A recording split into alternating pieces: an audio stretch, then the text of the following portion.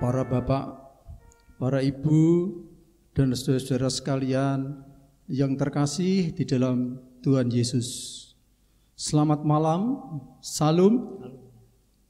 Kita bertemu kembali dalam ibadah tengah minggu GTJ Jepara yang saat ini sebagai pemandu acara adalah dari Komisi Adi Yuswo dan sebagai pengiring musiknya adalah cucu saya Mason Barnaby. Maka marilah kita masuki acara yang pertama. Kita bersama-sama memuji nama Tuhan dari Kidung Jemaat nomor 341 bait 1 dan 2. Kuasamu dan namamulah.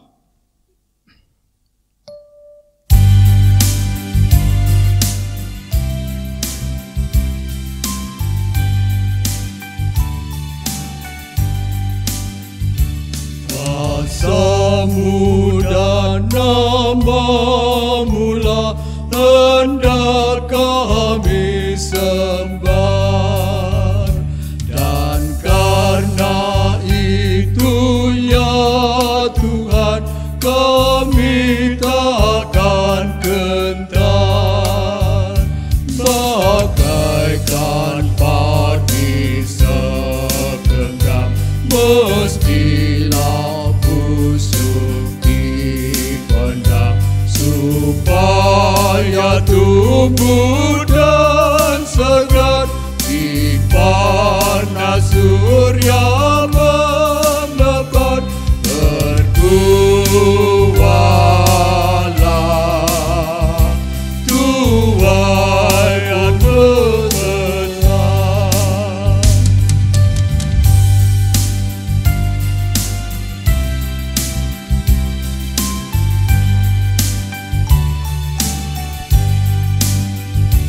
Teladan sudah kau beri demi deritamu, dan melalui salibmu kau terima kuasamu. Pakaian kami tak lebih seperti segenggam benih melintas kubur yang gelap, agar kelak akan menetap bersamamu di Firdaus gemerlap.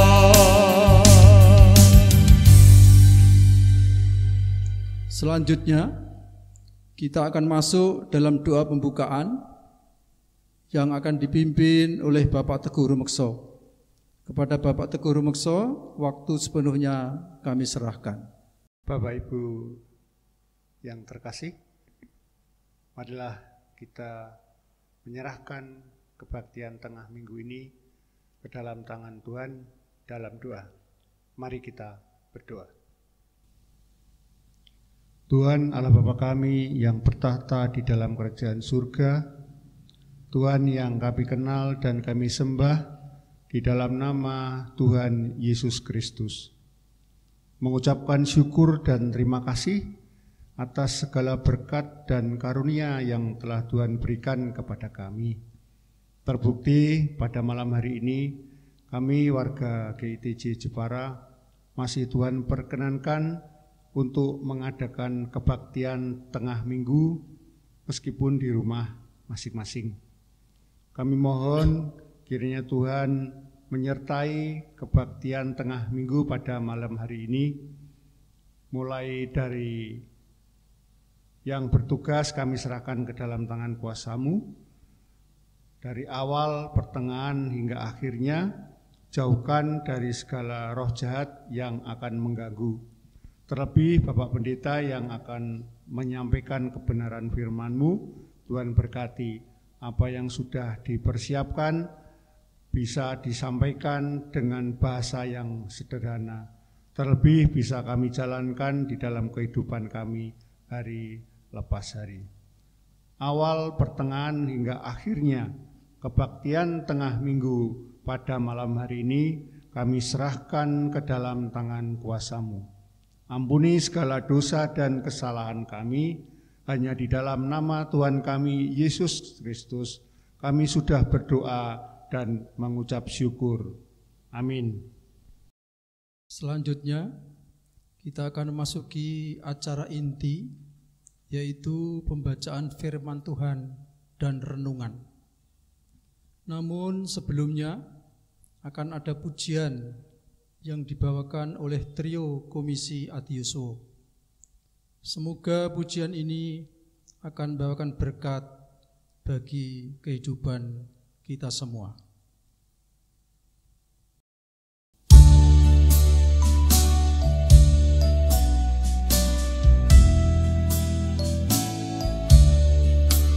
Ku dengar penebus yang panggil, marilah, oleh darah-Mu yang kudus, jiwaku sucilah. Sekarang ku teluh padamu sujud, sucikanlah hatiku di dalam darah-Mu.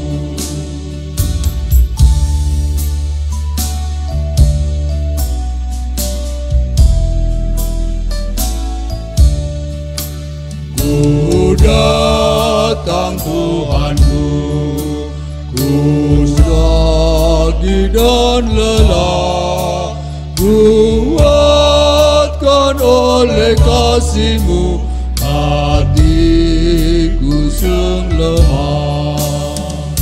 Sekarang ku teluh padamu sujud, sucikanlah hatiku di dalam darah-Mu.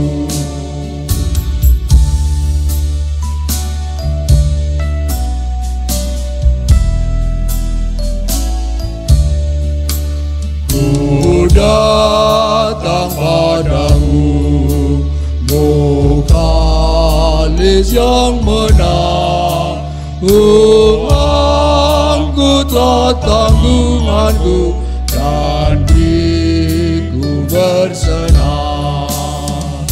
Sekarang ku teluh padamu sujud, sucikanlah hatiku di dalam darah-Mu. Kepada Bapak Pendeta Danang Kristiawan MSI Teol, dipersilahkan untuk membawakan firman Tuhan sekaligus pembacaan ayat-ayatnya. Salam sejahtera untuk kita semua. Gimana kabarnya? Semoga sehat-sehat selalu. Dan pada saat ini kita akan bersama membahas satu tema yang sudah ditetapkan, yang diambil dari 1 Petrus pasal 2 ayat 19 sampai 25. Demikian bunyi firman Tuhan. Sebab adalah kasih karunia jika seorang karena sadar akan kehendak Allah menanggung penderitaan yang tidak harus ia tanggung. Sebab dapatkah disebut pujian jika kamu menderita pukulan karena kamu berbuat dosa? Tetapi jika kamu berbuat baik dan karena itu kamu harus menderita, maka itu adalah kasih karunia pada Allah. Sebab untuk itulah kamu dipanggil, karena Kristus pun telah menderita untuk kamu dan telah meninggalkan teladan bagimu, supaya kamu mengikuti jejaknya. Ia tidak berbuat dosa dan tipu tidak ada dalam mulutnya. Ketika ia dicaci maki, ia tidak membalas dengan caci maki. Ketika ia menderita, ia tidak mengancam, tetapi ia menyerahkannya kepada Dia yang menghakimi dengan adil. Ia sendiri telah memikul dosa kita di dalam tubuhnya di kayu salib, supaya kita yang telah mati terhadap dosa hidup untuk kebenaran. Oleh bilur-bilurnya kamu telah sembuh. Sebab dahulu kamu sesat seperti domba, tetapi sekarang kamu telah kembali kepada gembala dan pemelihara jiwamu. Saudara-saudara dikasih Tuhan, mari kita berdoa. Tuhan, gembala kami yang baik, kami bersyukur hari ini kami boleh membaca firman-Mu dan akan merenungkannya. Biar Roh Kudus yang memberkati kami, sehingga kami boleh mengerti dan boleh menjadi pengikut-Mu yang setia. Di dalam nama Tuhan Yesus Kristus kami berdoa. Amin. Saudara-saudara dan teman-teman semua, jemaat yang dikasihi Tuhan, minggu kemarin kita sudah membahas tentang Tuhan Yesus sebagai gembala, sebagai pintu. Dan Tuhan Yesus adalah gembala yang baik. Pasti kita senang dengan hal itu ya. Tuhan Yesus itu gembala yang mau menyertai kita, yang mau menemani kita, bahkan yang mau berkorban untuk kita. Tuhan Yesus itu gembala yang baik. Amin, jemaat yang dikasihi Tuhan. Nah, sekarang yang menjadi pertanyaan begini. Kalau Tuhan Yesus itu gembala yang baik, kita yang adalah domba-dombanya, kira-kira domba-domba yang baik apa tidak? Ini penting ya. Jangan sampai kita pengen Tuhan itu menjadi gembala yang baik untuk kita, tapi kita malah tidak menjadi domba yang baik. Domba yang baik itu yang gimana?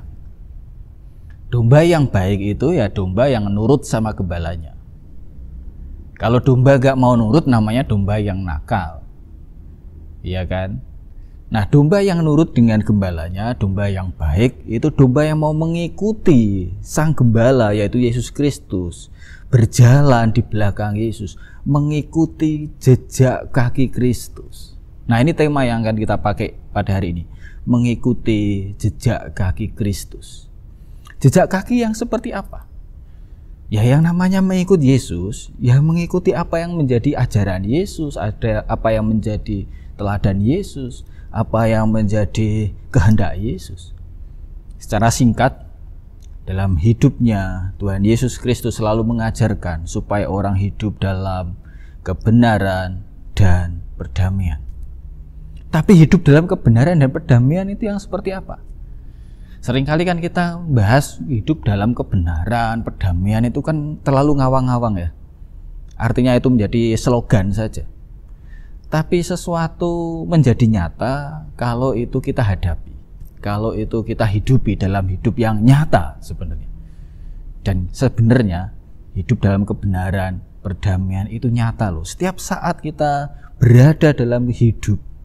Dan itu seringkali kita diperhadapkan dengan pilihan-pilihan. Apakah kita mau hidup dalam kebenaran atau tidak? Apakah kita mau hidup dalam damai apa tidak? Hidup dalam kebenaran itu berisiko. Dan seringkali itu yang terjadi dalam hidup kita toh. Seperti yang kita baca pada 1 Petrus 2 ayat 19 sampai 25 tadi kan gitu. Jemaat Petrus, ya maksudnya jemaat yang menerima surat Petrus ini adalah jemaat yang pada waktu itu sedang mengalami penderitaan. Kenapa mereka menderita? Kalau kita perhatikan di Petrus 4 ayat 4 misalkan, ternyata mereka menderita dari tetangga-tetangganya, dari orang-orang di sekitarnya. Kenapa? Karena mereka tidak mengikuti tata cara ataupun kebiasaan yang buruk yang dilakukan oleh masyarakatnya. Kenapa mereka tidak mengikuti? Ayat 24, mereka orang-orang yang telah ditebus, ya, dan sekarang hidup dalam kebenaran. Jadi mereka yang sebelumnya sama dengan yang lain, tetapi ketika mereka menjadi milik Kristus, standar hidup mereka berubah. Ya, mereka hidup mengikuti Yesus, dan karena hidup mengikuti Yesus, hidup dalam kebenaran, mereka kemudian tidak lagi melakukan hal-hal yang buruk yang selama ini dilakukan bersama dengan orang lain. Akibatnya apa?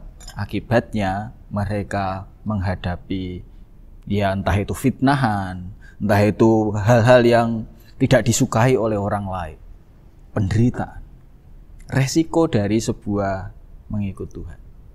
Oleh sebab itu di ayat ke-19 disebutkan demikian, sebab adalah kasih karunia jika seorang karena sadar akan kehendak Allah menanggung penderitaan yang tidak harus ia tanggung. Sebab dapatkah disebut pujian jika kamu menderita pukulan karena kamu berbuat dosa? Tetapi jika kamu berbuat baik dan karena itu kamu harus menderita, maka itu adalah kasih karunia pada Allah. Ini menarik. Menariknya apa? Orang yang karena mengikut Yesus, hidup dalam kebenaran, hidup yang mau konsisten dengan nilai-nilai Kristus, dan karena itu dia harus menderita, entah itu karena nggak disukai oleh orang lain, karena itu dia harus dihambat sama orang lain, maka itu disebut sebagai kasih karunia. Ya, kasih karunia loh, karis, ya, anugerah. Jadi jangan salah, kasih karunia itu juga pemberian dari Tuhan ya. Itu juga bisa dalam bentuk penderitaan loh. Biasanya kan kita pengen ya, kita mendapatkan kasih karunia, kita mendapatkan karunia yang berlimpah, kan pengennya gitu. Karunia yang bisa membuat hal-hal yang besar. Tapi jangan salah, salah satu kasih karunia yang Tuhan berikan juga adalah penderitaan. Kalau nggak percaya, misalkan kita bisa melihat di Filipi 1 ayat 29. Ya, di situ juga disebutkan salah satu karunia adalah karunia untuk menderita. Maksudnya apa? Yang dimaksud dengan kasih karunia yaitu ketika misalkan kita mengikuti Tuhan dan menghadapi hal-hal yang tidak diinginkan, menghadapi penganiayaan, menghadapi cibiran misalkan, itu adalah kasih karunia. Bukan berarti kalau misalkan semua penderitaan itu kasih karunia, enggak. Kalau misalkan orang pecicilan terus dikamplengi orang menderita, itu bukan kasih karunia. Kasih karunia itu contohnya gini. Kalau misalkan kita dalam pekerjaan kita mau konsisten hidup dalam kebenaran, dan karena itu kita dijauhi, atau karena itu konsumen kita nggak mau beli misalkan, atau karena itu atasan kita nggak suka misalkan ya, atau karena itu partner kerja kita memilih mundur, lalu kita disingkirkan, kita nggak punya pembeli, atau kita kemudian disalahi orang gitu ya, difitnah dan sebagainya. Karena kita taat pada kebenaran, kita mengalami itu semua, itu kasih karunia. Ya, itu kasih karunia. Kenapa kok itu kasih karunia? Karena itu membuat kita menjadi seperti Tuhan Yesus. Tuhan Yesus yang apa? Yang karena kebenaran harus mengalami penderitaan. Makanya dalam ayat 21 dikatakan, sebab untuk itulah kamu dipanggil, karena Kristus pun telah menderita untuk kamu dan telah meninggalkan teladan bagimu, supaya apa? Supaya kamu mengikuti jejaknya. Ya. Jadi itulah yang perlu kita lakukan sebagai domba-domba Kristus, punya komitmen untuk mengikuti Yesus, hidup dalam kebenaran. Dan mesti demikian harus menghadapi berbagai macam resiko. Karena banyak orang yang gak suka dengan kebenaran, maka kita di situ disebutkan mendapatkan kasih karunia. Nah, yang kedua yang bisa kita pelajari dari sini, yang juga sebagai murid-murid Yesus, karena itu sebuah kasih karunia. Kalau kita menderita karena kebenaran, maka kita diajak juga untuk meneladan Yesus. Meneladan Yesus seperti apa? Untuk tidak membalas dengan kejahatan. Disinilah terjadi perdamaian. Ya, ayat yang ke-23 disebutkan, ketika ia dicaci maki, ia tidak membalas dengan mencaci maki.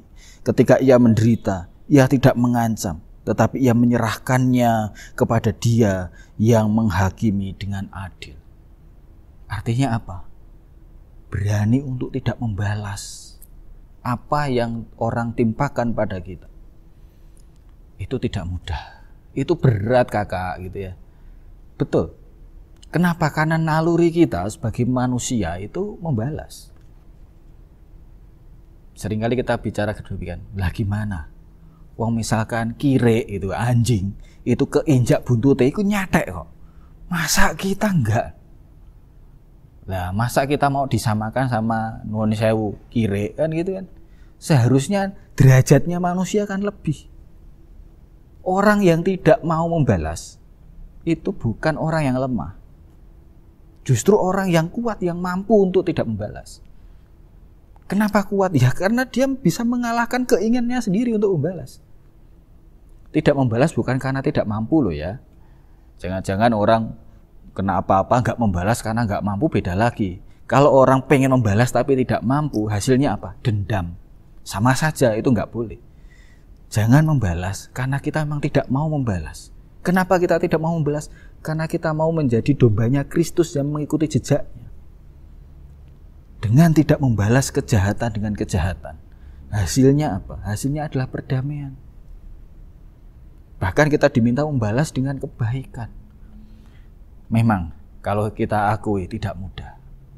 Apalagi misalkan ketika kita sudah berbuat baik kemudian kita difitnah, kita berlaku jujur kemudian kita tidak disukai, disalahi sama orang lain, kita menjadi sangat terluka. Untuk tidak membalas itu tidak mudah. Tapi memang benar kan, mengikut Yesus itu tidak mudah kan. Mengikut Yesus ya termasuk melakukan hidup seperti yang Yesus lakukan. Tidak mudah memang. Tapi tidak ada pilihan lain. Kalau kita memang mau mengikut Yesus yang memang harus seperti itu. Tidak mau balas itu tidak hanya sekedar dalam tindakan loh ya. Dendam itu saja sudah dalam bentuk pembalasan loh. Ya. Kalau misalkan orang dilukai dan karena itu dia mendendam, itu kan sebenarnya dia membalas tapi tidak dalam tindakan karena dia tidak mampu misalkan. Dan dendam pun bisa dalam bentuk yang macam-macam. Ada dendam yang levelnya itu rendah. Dendam level rendah itu kelihatan. Kelihatan maksudnya gini, wes nesu-nesu tenan gitu ya. Kalau ketemu wes pokoknya aku gak mau ketemu sama kamu. Serak gelem aku menyapa kamu. Nah, itu dendam yang kelihatan. Itu sih normal. Semua orang biasanya sebagian besar seperti itu. Tapi juga ada level tinggi lagi, dendam yang gak kelihatan.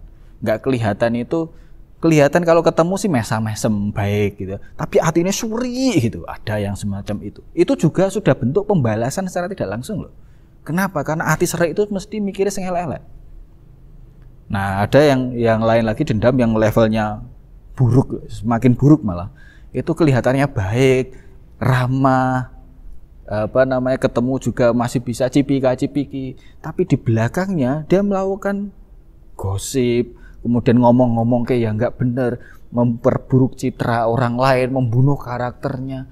Itu lebih parah lagi, itu juga pembalasan namanya. Nah, Bapak Ibu dan saudara-saudara yang dikasihi Tuhan, dua hal ini yang kita pelajari bersama.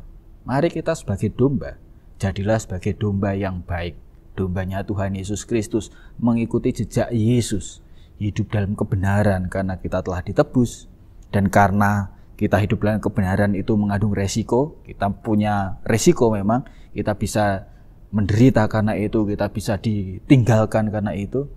Kalaupun kita mendapat perlakuan-perlakuan yang tidak baik dari saudara-saudara kita, marilah kita belajar juga mengikuti jejak Yesus, yaitu apa? Tidak membalas dengan kejahatan.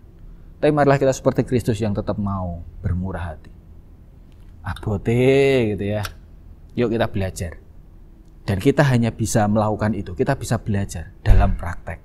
Yaitu ketika kita mau melakukan itu. Belajar selangkah demi selangkah.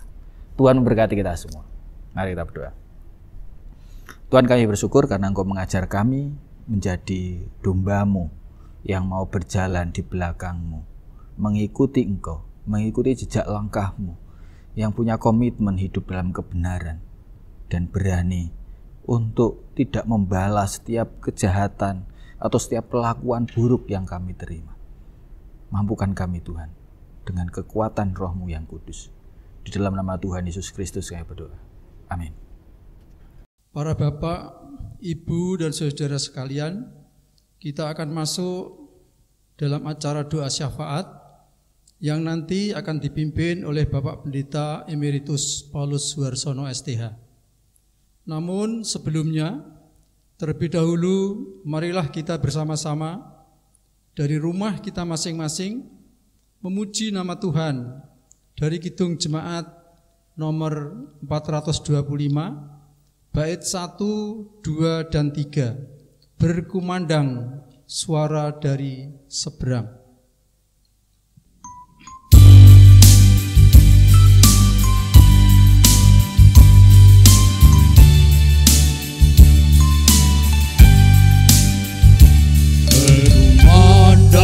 Suara dari seberang, kirimlah cahayamu. Banyak jiwa dalam dosa menyerang, kirimlah cahayamu.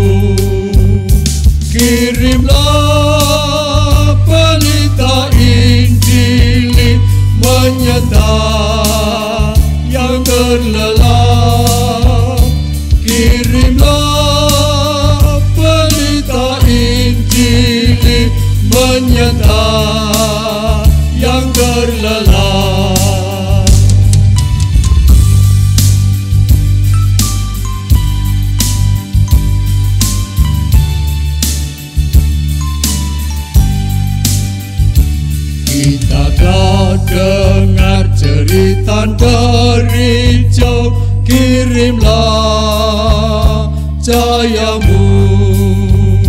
Bantuanmu berikan, janganlah jemu, kirimlah cahayamu. Kirimlah pelita Injil menyenda yang terlelap. Kirimlah pelita Injil menyenda yang terlelap.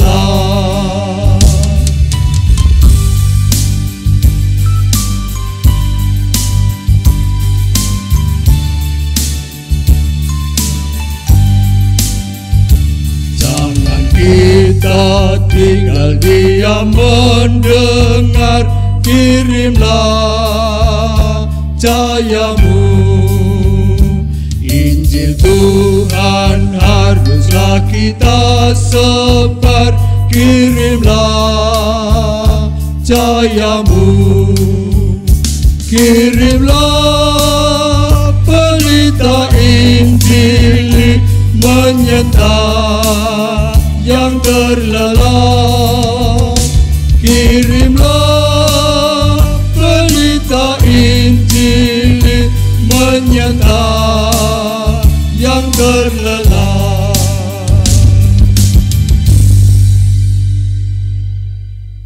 Bapak, Ibu, dan saudara-saudara yang saya kasihi, warga jemaat GTC Jepara, marilah kita menyatukan hati di dalam doa. Kita bersama-sama saling mendoakan satu dengan yang lain, dan juga mendoakan saudara-saudara kita yang mungkin lemah imannya, lemah fisiknya, dan juga mungkin mereka dalam situasi pergumulan kehidupan masing-masing. Kita saling mendoakan, dan juga nanti kita mendoakan bangsa dan negara kita dalam menghadapi situasi yang sangat memprihatinkan ini. Biarlah kita masing-masing diberi kemampuan dan kekuatan oleh Tuhan. Mari kita tunduk kepala dan kita berdoa. Bapa yang di surga, Tuhan dan Juru Selamat kami Yesus Kristus, kami datang ke hadirat-Mu, menaikkan puji syukur dan terima kasih kami oleh karena kasih-Mu yang begitu besar kepada kami, khususnya jemaat-Mu GITJ Jepara, sehingga kami boleh ada dan berada pada kesempatan ini, bahkan juga kami dapat bersama-sama melakukan ibadah tengah minggu pada saat ini di rumah kami masing-masing. Tuhan, kami serahkan seluruh kehidupan kami ini ke dalam tangan-Mu. Kami percayakan ke dalam tangan kuasa-Mu sendiri.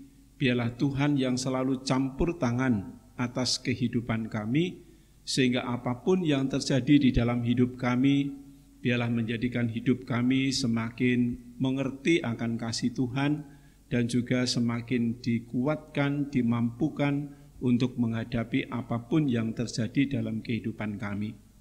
Baik itu suasana yang tidak menyenangkan, tetapi itu membuat hidup kami semakin dekat pada Tuhan.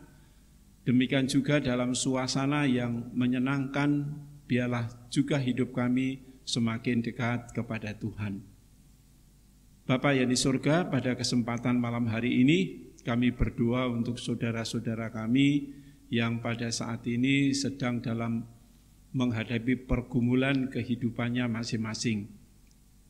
Bagi saudara-saudara kami yang sudah lanjut usia, yang secara fisik mereka sudah lemah, ada gangguan-gangguan fisiknya sehingga mereka juga tidak mampu melakukan segala sesuatu, bahkan juga mungkin mereka sampai membutuhkan pertolongan, bantuan orang lain.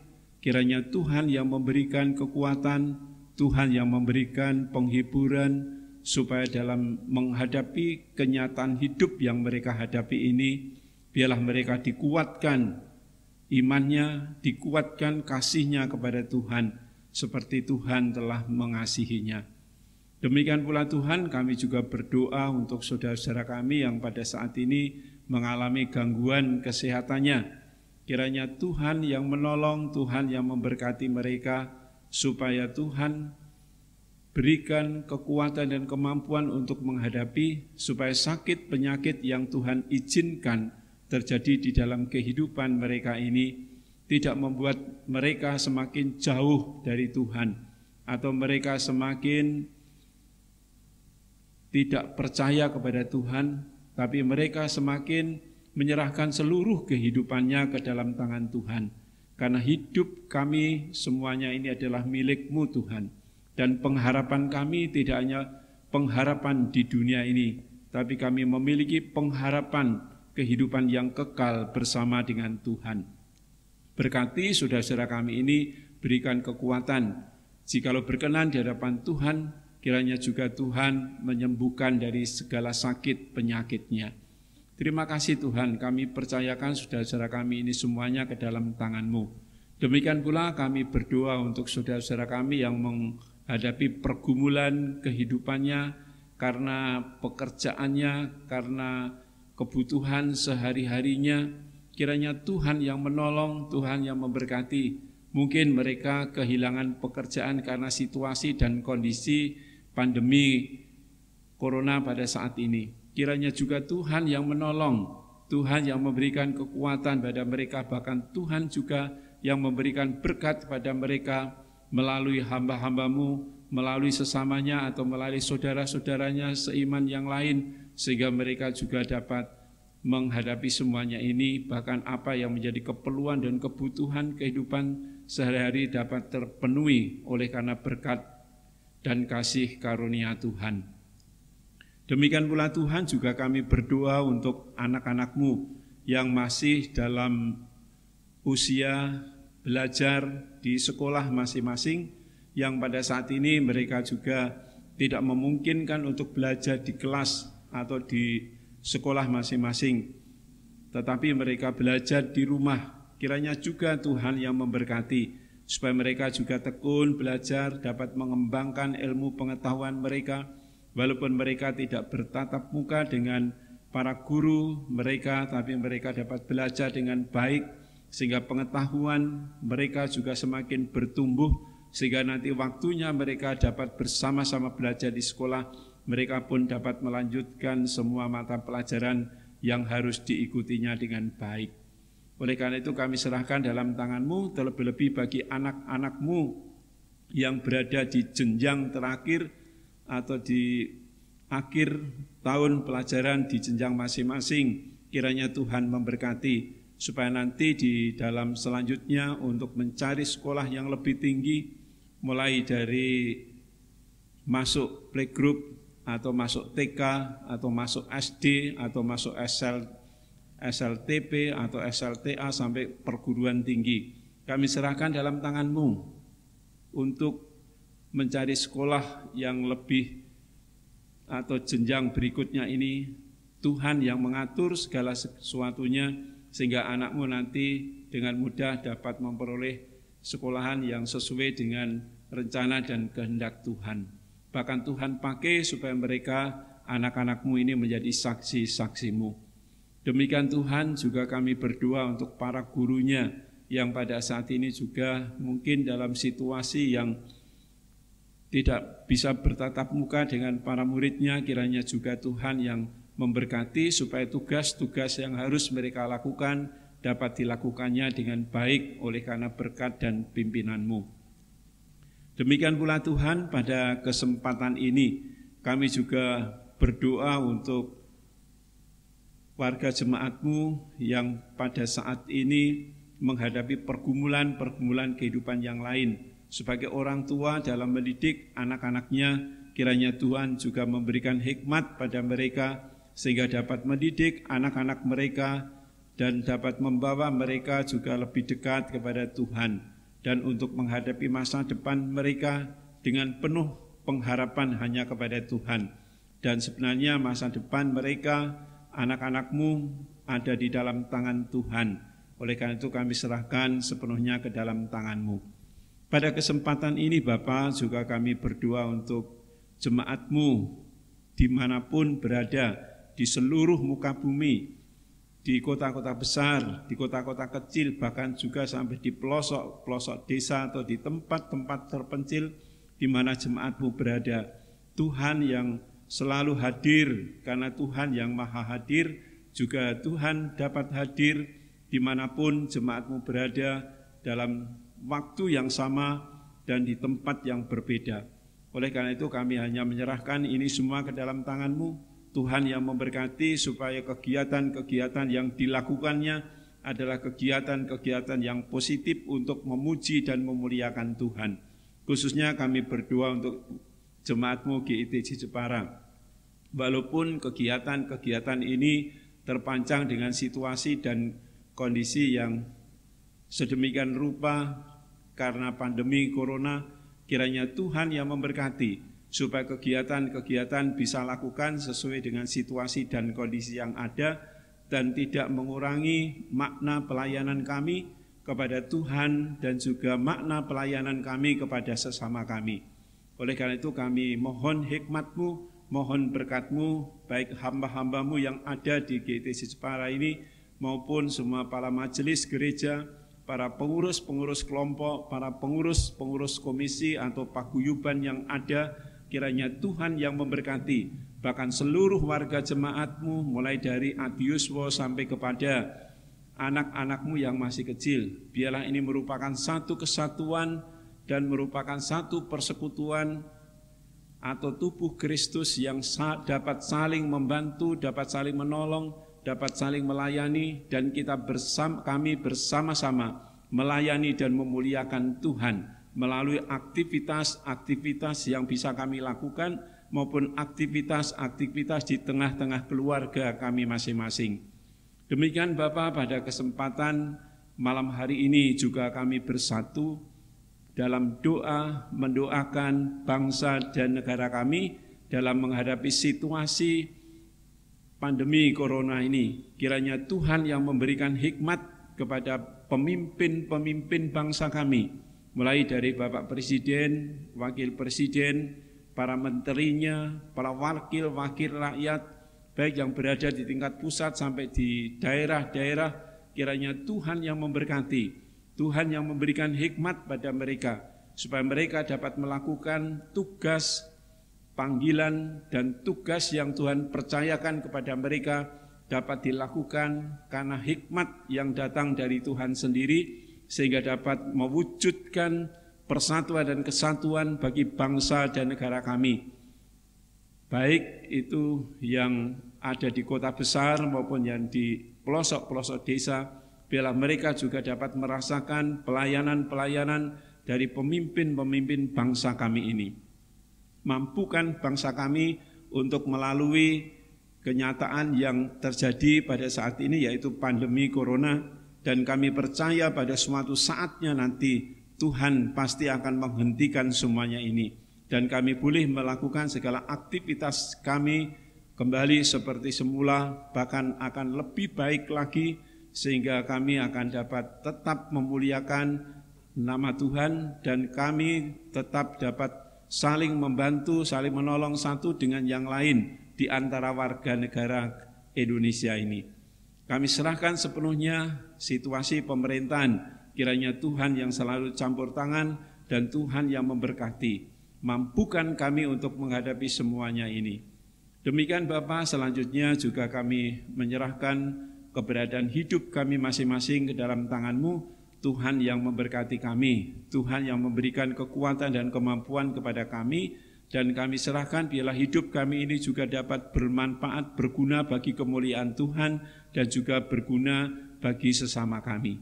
Terima kasih Bapak, kami serahkan seru doa kami pada malam hari ini hanya di dalam nama Tuhan dan Juru Selamat kami, Yesus Kristus. Amin. Terima kasih.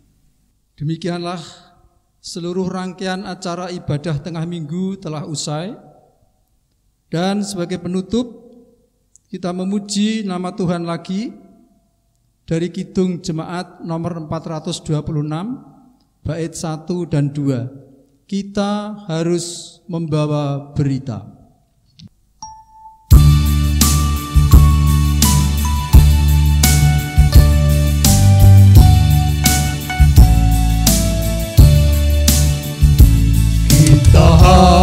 harus membawa berita pada dunia dalam gelap tentang kebenaran dan kasih dan damai yang menetap, dan damai yang menetap. Karena gelap jadi remang pagi dan remang jadi siang terang. Kuasa Kristus kan nyatalah, rahmani dan cemerlang.